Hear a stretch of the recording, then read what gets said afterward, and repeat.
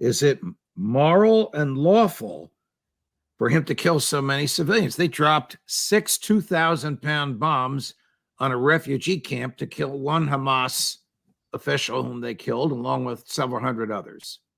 I can't imagine any court. Not that this is ever going to play out in a courtroom.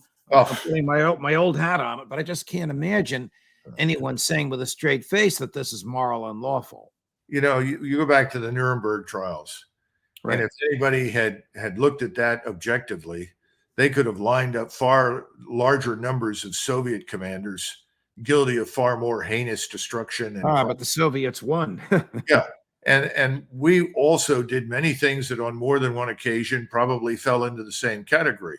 Certainly the bombings that went on by our air forces when there was nothing left to bomb. We were still bombing heavily in March and April when the war was effectively over. We were killing all sorts of people. The so-called carpet bombings. Yeah. So look, again, he looks at this and other Israelis say, all right, we killed 10,000 and or killed whatever it was, 2,000. That's sad and unfortunate, but we got the individual that we were after.